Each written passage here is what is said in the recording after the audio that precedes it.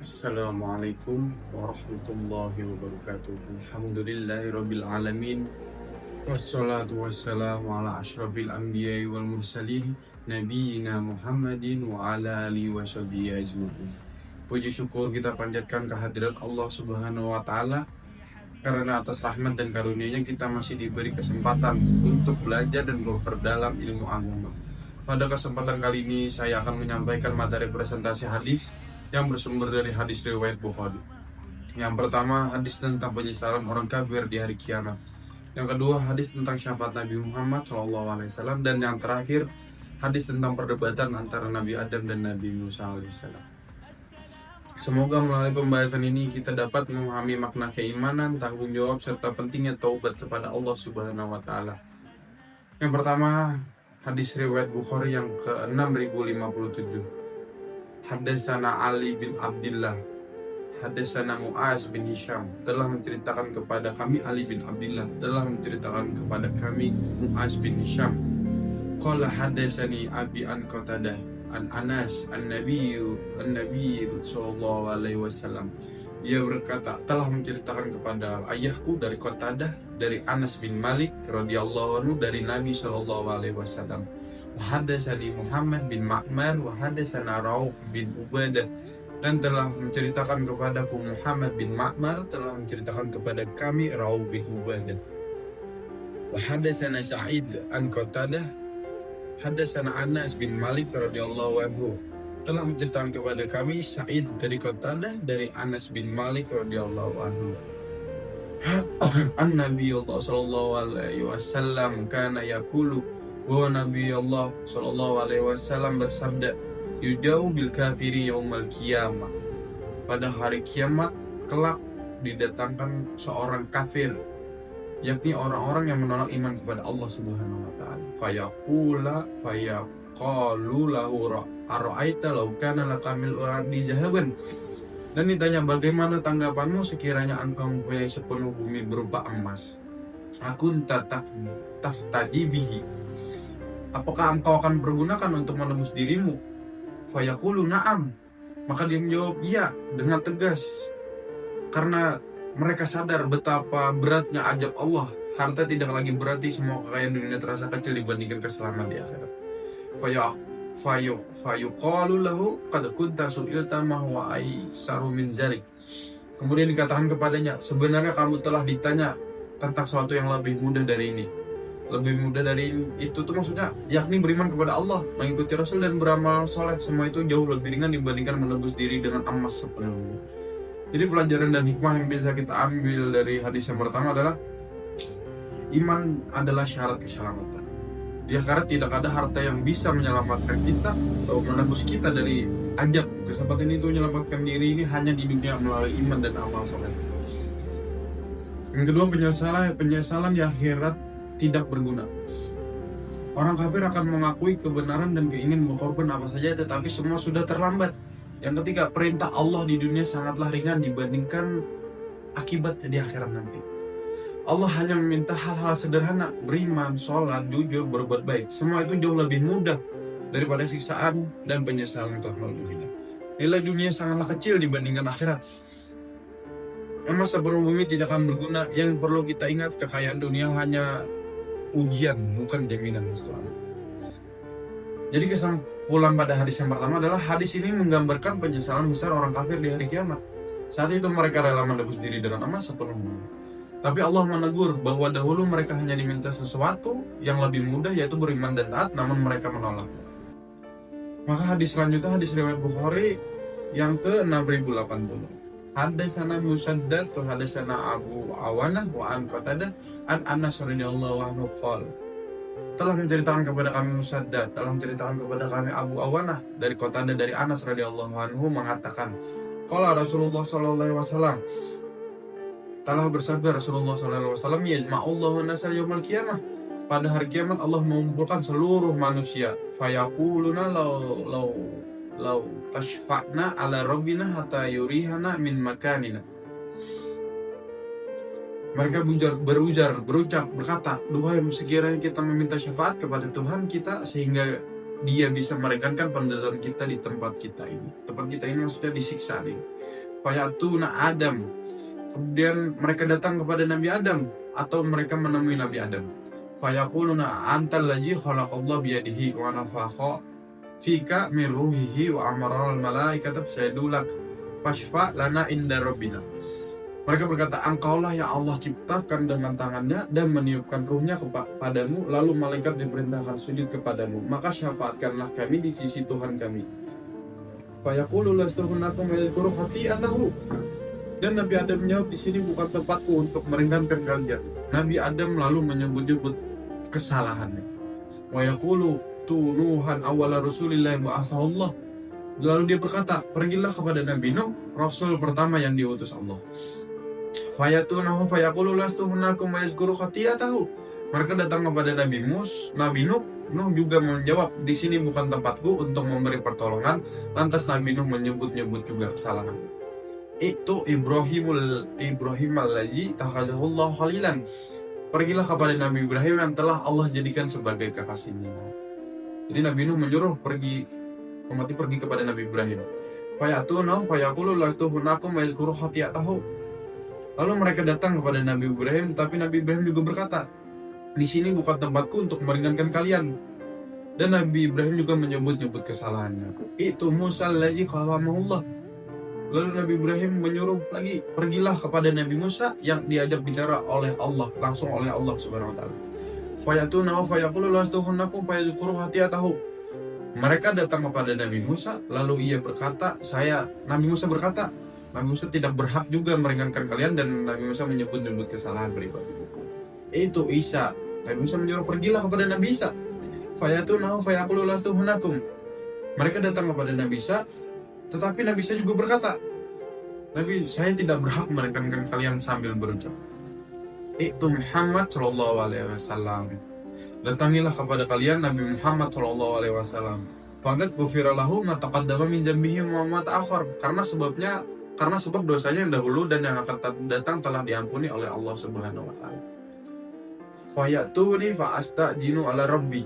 Mereka datang kepadaku ini Nabi Muhammad sallallahu alaihi wasallam, dan aku memohon izin kepada Tuhanku. Di sini Nabi Muhammad menunjukkan ada beliau tidak langsung memohon tapi meminta izin terlebih dahulu. Fajar ra'aitu waqa'tu sajidan. Ketika aku melihatnya, aku langsung tersungkur sujud. Nabi Muhammad ketika melihat Allah, Nabi Muhammad langsung tersungkur sujud. Beliau sujud sebagai bentuk penghormatan dan penghambaan sempurna. Fayada'uni masya Allah. Ia meninggalkanku atau dia membiarkanku untuk berdoa sesuai kehendak Allah. Summa yuqalu li lirfa' ra'saka sa'atullah wa qul yusma' yashfa' tushaffa. Kemudian katakan kepadaku, angkatlah kepalamu, mintalah maka engkau akan diberi, utarakan unek-unekmu, apa isi hatimu, kamu akan didengar, mintalah syafaat, kamu akan diberi. Fa'arfa'u ra'si fa'ahmadu rabbi wa tahmidin yu'allimuni. Aku mengangkat kepalaku dan memuji Tuhanku dengan pujian yang diajarkan kepadaku. Summa ashfa'u. Kemudian aku memberikan syafaat, kemudian Nabi Muhammad memberikan syafaat. Fayahudduli haddan.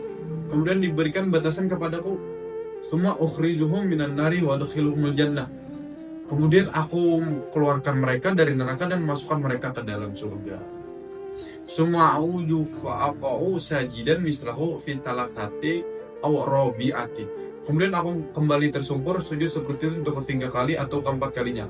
Nabi Muhammad mengulangi ketiga kali atau keempat kali, hatta mabaqiya fin nari illa man habasahul Quran. Sampai tidak ada lagi yang tersisa di neraka kecuali orang-orang yang sudah ditetapkan oleh Al-Quran. Wa kana Qatadah yaqulu inna hadza ayazaba alaihi wa khulud. Qatadah berkata, pada bagian ini itulah saat wajib baginya untuk kekal. Qatadah yakni orang-orang yang wajib kekal di dalam mereka, menurut Qatadah. Hikmah dan pelajaran Nabi Muhammad. Yang pertama, Nabi Muhammad SAW memiliki kedudukan tertinggi di sisi Allah. Beliau satu-satunya diizinkan memberikan syafaat kepada umatnya. Yang kedua, syafaat hanya terjadi dengan izin Allah. Tidak ada yang dapat menolong kecuali dengan izinnya yang tertera pada surah Al-Baqarah ayat 255, yang artinya Allah tidak ada Tuhan selain Dia yang maha hidup lagi terus-menerus mengurus makhluknya. Dia tidak dilanda oleh kantuk dan tidak pula oleh tidur. Miliknya lah apa yang ada di langit dan apa yang ada di bumi. Tidak ada yang memberi syafaat di sisinya tanpa izinnya. Dia mengetahui apa yang ada di hadapan mereka dan apa yang ada di belakang mereka. Mereka tidak mengetahui sesuatu apa yang dari ilmunya kecuali apa yang dia kehendaki. Kursinya di sini maksudnya ilmu dan kekuasaannya meliputi langit dan bumi. Dia tidaklah merasa berat memelihara keduanya, dialah yang maha tinggi lagi maha agung. Yang ketiga adalah para nabi penuh rasa takut dan rendah hati di hadapan Allah. Mereka tidak berani mengaku layak meski memiliki derajat yang tinggi. Yang keempat, rahmat dan kasih sayang Nabi Muhammad SAW. Beliau terus sujud dan berdoa agar umatnya diselamatkan dari neraka. Yang terakhir, orang kafir kekal di neraka. Mereka adalah orang yang ditetapkan oleh Al-Quran. Ada tertera pada surah Al-Baqarah ayat 39, walladzina kafaru kazzabu bi ayatina ulaika ashabun nar hum fiha khalidun. Sementara itu orang-orang yang mengingkari dan mendustakan ayat-ayat kami, mereka itulah penghuni neraka, mereka kekal di dalamnya. Nauzubillah. Hadis ini menggambarkan peristiwa besar di hari kiamat saat seluruh manusia mencari pertolongan. Semua nabi menolak memberi syafaat karena takut kepada Allah, kecuali Nabi Muhammad SAW. Nabi Muhammad bukan tidak takut kepada Allah, tapi Nabi Muhammad yang diberikan izin untuk memberikan syafaat pada hari kiamat.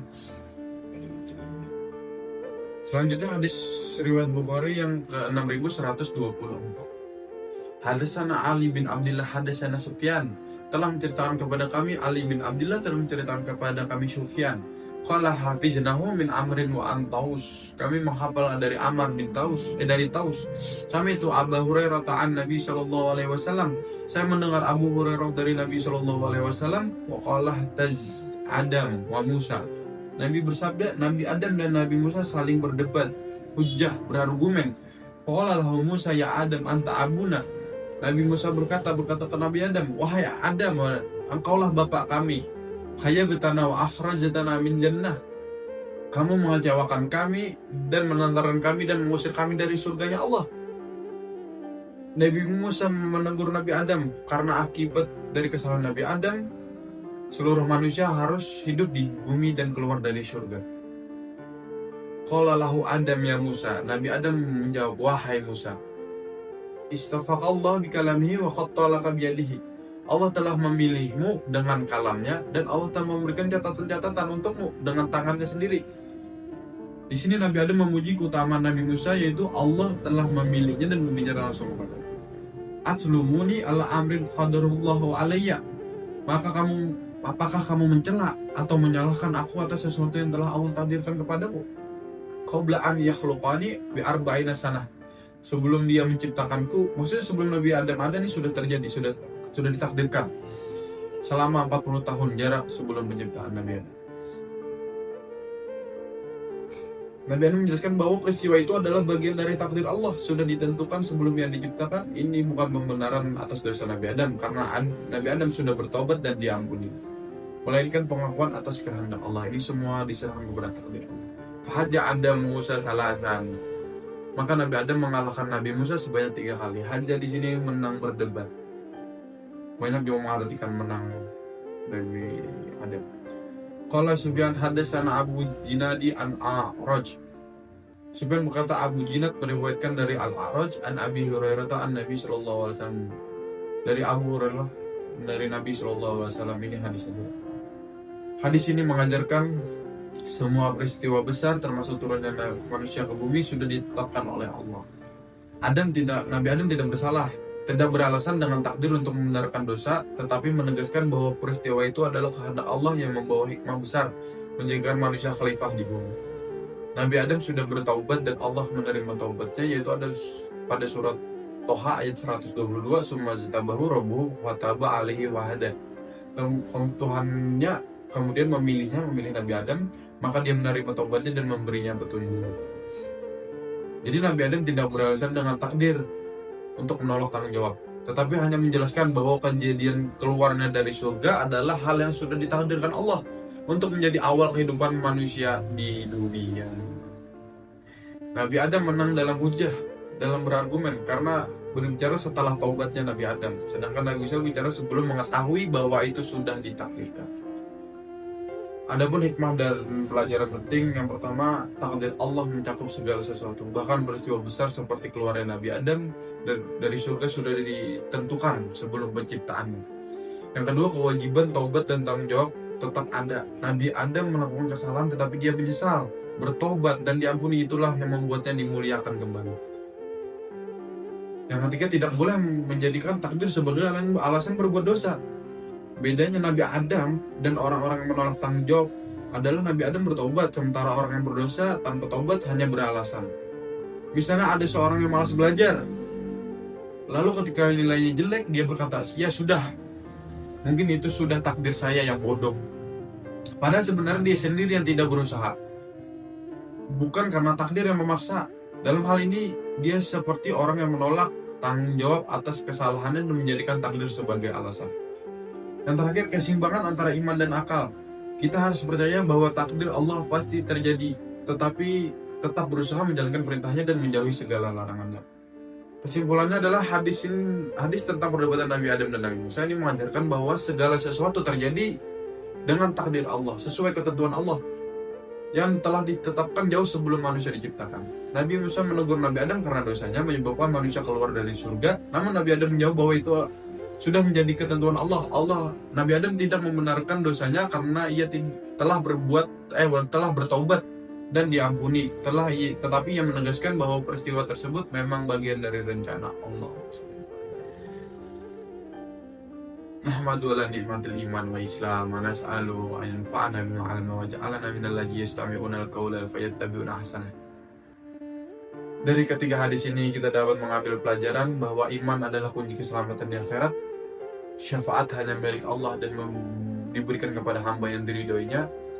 Takdir tidak boleh dijadikan alasan untuk berbuat dosa, melainkan harus disikapi dengan taubat dan usaha memperbaiki diri. Semoga apa yang saya sampaikan bermanfaat dan menambahkan kecintaan kita kepada Allah dan Rasulnya Nabi Muhammad SAW. Allahumma anfa'na bima 'allamtana wa 'allimna ma yanfa'una wa zidna ilman nafi'an. Ya Allah, berikanlah kami manfaat dari ilmu yang telah Kau ajarkan dan ajarkanlah kepada kami ilmu yang bermanfaat serta tambahkanlah ilmu yang berguna bagi kami. Akhir kalam, Assalamualaikum warahmatullahi wabarakatuh.